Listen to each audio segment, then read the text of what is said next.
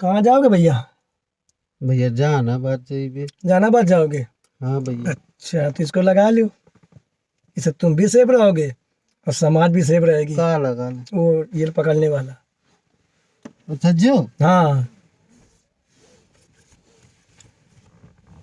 हाँ हाँ, बन गया बन गया।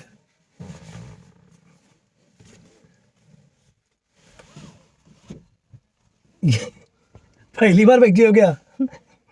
हाँ भैया। पहली बार बैठी हो क्या? हाँ भैया। इसको ऐसे लगाया जाता है। ऐसे।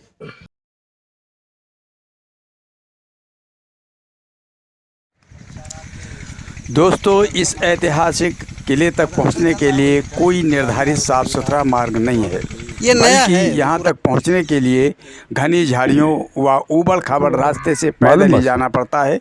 कुल मिलाकर जोखिम भरा दुर्गम मार्ग तय करना पड़ता है तथा किले के निर्माण में ज़्यादातर प्राचीन कई ईंटों का प्रयोग किया गया है, जो खंडहर के रूप में आज भी अपनी बदहाली की दास्तां बयां कर रहे हैं और किला मात्र जानवरों का चरागाह बनकर रह गया है। चलिए इनसे थोड़ी बात करते हैं। दोस्तों नमस्कार, आप देख रहे हैं कि यहाँ पर आज हम राजा अरगल द्वारा बनवाया गया किला, जो आज ध्वस्तीकरण में है और ध्वस्त पड़ा हुआ है, उस किले को देखने के लिए आए हैं कि कहाँ तक इसमें क्या स्थिति बनी है और अंदर मस्जिद भी बनी हुई है। ऐसे लोगों की कुछ अलग मान्यता है और साथ ही साथ ये जंगल है और ये सब किले का क्षेत्र है जहाँ से ये किला बसा हुआ था और आज की तारीख में ये किला जंगल का रूप ले चुका है, जबकि पहले यहाँ पर बस्ती थी और साथ ही साथ यहाँ पर लोग रहा करते थे, रजवाड़ा था। और आइए अब आप देखते हैं, हम आगे चलते हैं किला को, और इस किले के अंदर एक मस्जिद भी बनी हुई है जी जी, और जिसको बताते हैं कि ये मस्जिद जिन्नातों द्वारा बनाई गई थी। अच्छा अच्छा, ऐसी कुछ मान्यता है जी, लोगों के द्वारा मालूम हुआ है जी। तो अब हम चल रहे हैं किले के ऊपर और यही किला का परिसर है, परिक्षेत्र है। यहाँ से किला की सीमा शुरू हो जाती है और यहाँ से किला ये लेकर के काफ़ी दूर तक फैला हुआ है और वहाँ से ये देखिए, ये पूरा एरिया उस किले का ही है। जहाँ तक इसकी बुनियादें दिखाई दे रही हैं उधर भी देखिए, और उस तरफ ये कच्चा गिरा हुआ बना हुआ है और आगे ये देखिए जो पुरानी बिल्डिंग बनी हुई है, पुराना सबूत के रूप में है। आगे और चलते हैं, अब आप देखते हैं हम आपको कि आगे जो मतलब भैया ये बहुत काफी दूर से किला बना हुआ है शायद, काफी कम से कम 2 बीघे के ऊपर से है और लगभग ये कहें अगर कि ये 5 बीघे में बना हुआ है तो कम नहीं है। लेकिन जो मस्जिद बनी है इसमें मदरसा भी चलता है। अच्छा, अभी इसी वक्त भी चलता है। देखिए यहाँ पर पूरा बाकायदे विद्युतीकरण भी है और लोग यहाँ रहते भी हैं।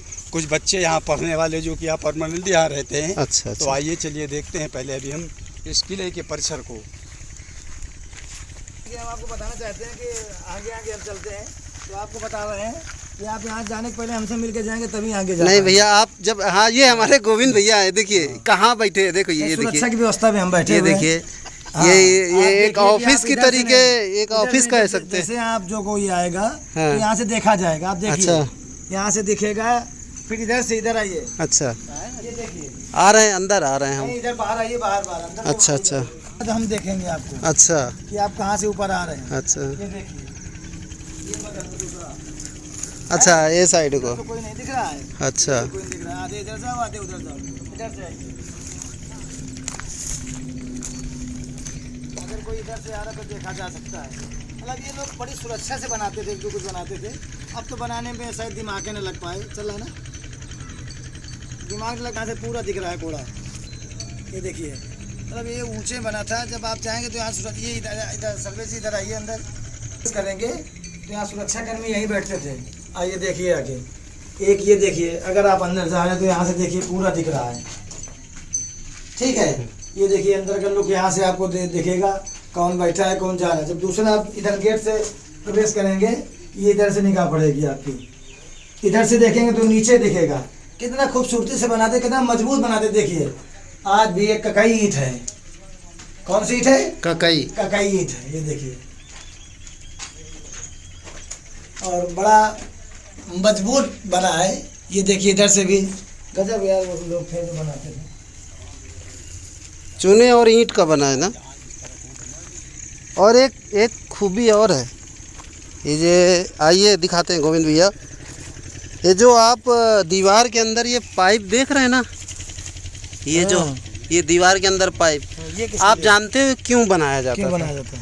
इन दीवारों में पहले राजा लोग एसी और पंखे नहीं होते थे, शायद हमारी जानकारी जहाँ तक है कि इनमें पानी दौड़ाया जाता था। अच्छा, तो दीवारें ठंडी रहती थी। यार तुम्हारी सोच अलग है। तो दोनों तरफ होंगे फिर? हाँ, तो नहीं, जो जहाँ तक पानी का आवागमन होगा दूसरा कमरा भी हो सकता है इसी के आगे। ये देखिए कमरे ठंडे होते रहे, दीवारें मतलब गर्म नहीं होंगी। ये ऊपर भी ऐसे ही बना होगा जब बना होगा। हाँ, जब बना होगा। ये किले में रजवाड़ों का ये गार्ड रूम है, सुरक्षा केंद्र है या सुरक्षा स्थल है, जहाँ पर लोग सुरक्षा कर्मी रहते थे और रह करके यहाँ देख रेख करते थे इस किले की। जनपद फतेहपुर का एक बड़ा हिस्सा अरगल के राजाओं के कब्जे में था और कन्नौज साम्राज्य का हिस्सा था। मुस्लिम काल के दौरान इसे कोड़ा प्रांत में शामिल किया गया था और 15वीं शताब्दी में जौनपुर के अल्पकालिक राज्य का हिस्सा बना था।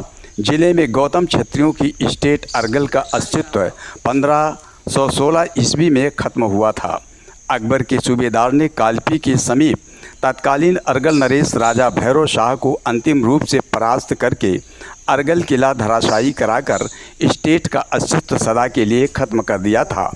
इस तरह से 457 साल पहले गौतमों के राज्य का अस्तित्व समाप्त हुआ था।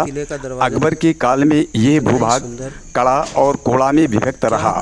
कोड़ा से मिला जहानाबाद शाहजहां की स्मृति में बसाया गया था तथा अरगल स्टेट का किला कोड़ा में खंडहर के रूप में आज भी मौजूद है, जो मिट्टी के ढेर नुमा बनकर रह गया है। रख रखाव के अभाव में निर्मित किले की छतें गिरकर मलबा का ढेर बनकर रह गई हैं, जिनकी ऊंचाई लगभग 15 फुट होगी। किले के अंदर कुआं व सैनिकों के गार्ड रूम आज भी जर्जर स्थिति में मौजूद हैं।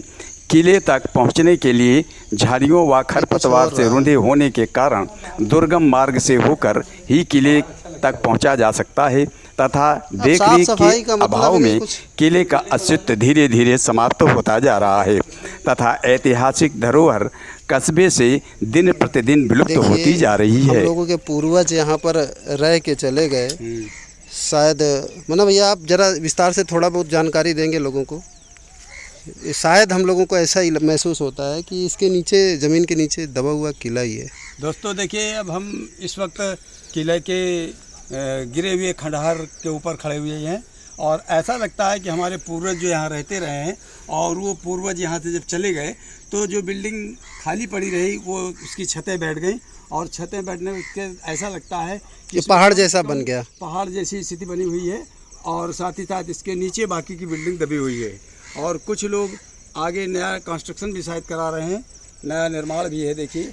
और साथ ही साथ अब धीरे धीरे फिर से यही कोड़ा की बस्ती बस रही है और पुनः जो है बसेरा होता है। मतलब पुराना जहानाबाद हम कह सकते हैं। हाँ, यही शायद पहले इधर ही था, नदी के किनारे। हाँ, पहले यही था। हाँ, कोड़ा ही था, कोड़ा यही था। अब जो है धीरे धीरे वो नदी के किनारे तक, बीच में नदी थी, उस तरफ सकूरा, इस तरफ कोड़ा। तो मना भैया आपको शायद ये जानकारी है, इसको कोड़ा क्यों कहा गया, आपको शायद कुछ है जानकारी इसके बारे में? मुगल पीरियड में नाम था, ये तहसील थी। अच्छा, कोड़ा तहसील। तहसील यहाँ से उठ करके खजुआ जी गई। अच्छा। और खजुआ से इसके बाद बिनकी चली गई। अच्छा। और इसको आज भी हम कोड़ा परगना के नाम से जानते हैं। हाँ। और अब भी हम सरकारी दस्तावेजों में परगना ही लिखा जाता है। अच्छा जी। तो इस तरह से दूसरी बात, ये एक बहुत बड़ा कस्बा था, कोड़ा था और ये कोड़ा मुगल ये जो अभी आप देखते हैं जो इमाम हुसैन वगैरह का जो ताजिया निकलता है तो मुहर्रम मनाया जाता है, उस कार्यकाल का ये बसा हुआ कस्बा और इसके पहले का है, पूर्व ईसा से बसा हुआ ये कस्बा कोड़ा है। और यहाँ पर पूर्ण बस्ती थी और घनी बस्ती थी। और अब आज की स्थिति में देखें कि यहाँ पर मैदान दिखाई दे रहा है। शायद हम लोग उनकी सब छतें गिर गई हैं तो इतने ऊंचे आ गए हम, काफ़ी ऊंचाई पर हैं, काफ़ी ऊंचाई पर हैं हम लोग। आप देख सकते हैं, अगर माने तो देखें तो 10 फुट की ऊंचाई पर हम। अरे कम से कम मतलब भैया हम लोग और ज़्यादा ऊंचाई पर हैं। शायद वो जो मंदिर अभी हम लोग गए थे वो यहाँ से दिखाई पड़ेगा। आप समझ सकते हैं कितने ऊंचाई पर हैं हम लोग। शायद हम लोग बहुत ही इस किले की 15 फुट के ऊंचाई पर। ये और देखिए परिसर पूरा उसी मंदिर का है, इसका है। ये किला ही है हम किले लोगों का है, के। ये सब किला ही है। आप देख सकते हैं यहाँ किला सब की ही स्थिति है, आप देख सकते हैं। ये किला पूरा यहाँ से वहाँ तक और पूरा क्षेत्र किले का है। और ये ऐसी मान्यता है कि इसको जो है अरगल राजा स्टेट थी, अरगल स्टेट, उस अरगल स्टेट के राजा ने बनवाया था। और जिनका आखिरी राजा कुंवर महेंद्र प्रताप सिंह जूदेव थे, जिनका अब वो इस वक्त मौजूद तो नहीं है, लेकिन अरगल गांव में आज भी उनका महल बना हुआ है। अच्छा। जिसको हम किसी भी समय आपको दिखाएंगे, उसको भी आइए चलते हैं। खजुआगढ़ यहाँ से मतलब जो गई, तो खजुआगढ़ भी किसी दिन हम लोग चलेंगे, दिखाएंगे। वहाँ भी ऐसा ही है, बिल्कुल बिल्कुल, वहाँ भी ऐसा ही है। बहुत बढ़िया बना हुआ, देखते हैं। तो आज की वीडियो यही हम लोग समाप्त करते हैं। आज से हम यहीं पर समाप्त करते हैं और अगले के लिए हम फिर तैयारी करते हैं। हमारे वीडियो को आप लोग सब्सक्राइब कर दें, शेयर करें और साथ ही साथ हमारे बेल आइकन को दबाना न भूलें। दोस्तों, धन्यवाद। के लिए कोई निर्धारित साफ सुथरा मार्ग नहीं है, बल्कि यहाँ तक पहुँचने के लिए घनी झाड़ियों व ऊबड़ खाबड़ रास्ते से पैदल ही जाना पड़ता है। कुल मिलाकर जोखिम भरा दुर्गम मार्ग तय करना पड़ता है तथा किले के निर्माण में ज़्यादातर प्राचीन कई ईंटों का प्रयोग किया गया है, जो खंडहर के रूप में आज भी अपनी बदहाली की दास्तां बयां कर रहे हैं और किला मात्र जानवरों का चरागाह बनकर रह गया है।